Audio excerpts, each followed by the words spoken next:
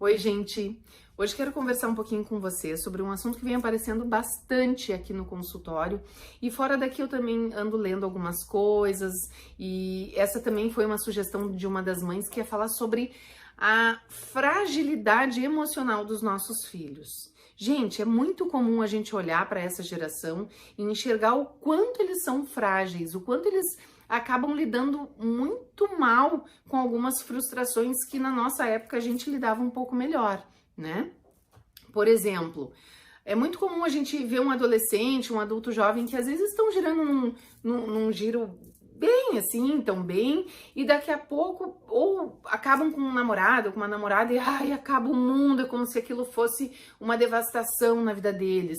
Ou vão mal numa prova, levam bomba num exame importante assim para eles e ficam muito arrasados, ou perdem um primeiro emprego, não conseguem fazer alguma coisa que eles estavam planejando de fazer e aquilo entra como uma grande frustração que acaba com os planos e acaba girando num giro um pouco depressivo assim deles, né? E aí eu paro para pensar com vocês um pouquinho sobre a nossa corresponsabilidade de criarmos nossos filhos assim, né? Hoje eu tava conversando com uma paciente aqui no consultório e ela tava me dizendo assim, Renata, eu faço muito diferente do que era na minha época, né? Porque na minha época, por exemplo, quando eu fui me inscrever para um curso superior, eu não tinha muita opção, eu tinha que fazer aquilo e era aquilo que cabia para mim e ponto final, entende? E hoje não, hoje eu falo com a minha filha, eu digo pra minha filha, olha, tu vai ser o que tu quiser ser, a vida é tua, tu vai fazer do jeito que tu sonhar, que tu planejar e tu vai conseguir ser o que tu quiser. E aí eu disse, opa, esse é o ponto importante, né? Porque vamos pensar assim, eu sou partidária de uma teoria, que nós temos que planejar a nossa vida e traçar os objetivos grandes, né? Eu sempre digo, a gente sempre tem que jogar o nosso objetivo lá para cima. Por quê? Porque quando a gente joga o nosso objetivo lá para cima, a gente pode chegar aqui, aqui, aqui, aqui, aqui e até lá em cima. E tá tudo bem. Se a gente traçar o nosso objetivo curto, a gente vai chegar aqui, aqui, aqui e aqui a gente vai travar, a gente não vai passar disso aqui. Porque como a gente não planejou lá em cima, a gente não alcança o que a gente não planeja. A gente não chega onde a gente não planejou chegar, né? Só que aí tem um ponto.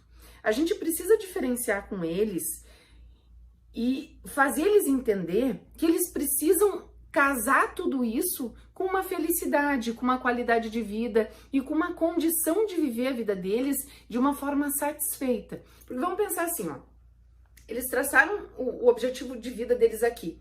Cada fasezinha que eles estão subindo é um degrau que eles têm que subir. Só que esse degrau eles têm que viver como uma felicidade de conquista, como um degrau bem sucedido, como fases da vida muito importantes. E é só assim que eles vão conseguir ser felizes. Se eles planejarem e ficarem todo esse tempo aqui, planejando ser feliz só quando chegar aqui, ferrou. Porque nem sempre a gente consegue chegar lá no topo do nosso objetivo.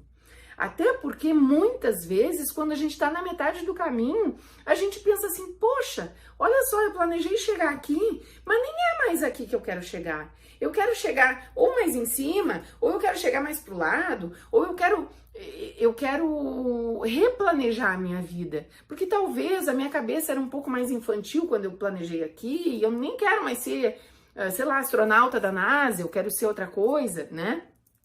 Mas eu acho importante a gente casar esse pensamento deles de desenvolvimento com a felicidade. Porque se a gente não fizer isso, eles não vão se acostumar a ser felizes.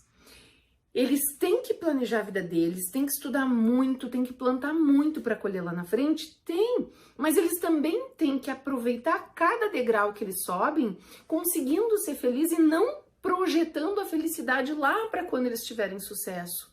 Porque senão, quando a gente faz isso com os nossos filhos, a gente influencia eles a ter uma visão um pouco otimista demais da vida, talvez até surreal, de não pensar na coparticipação do mundo.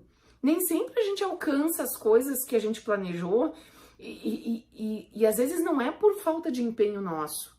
É por uma questão de política do país, é por uma questão de falta de curso, ou de investimento, ou de dinheiro para conseguir fazer recurso, ou porque talvez aquilo não cabe mais no mercado naquele momento, né? Nem sempre tá no empenho deles.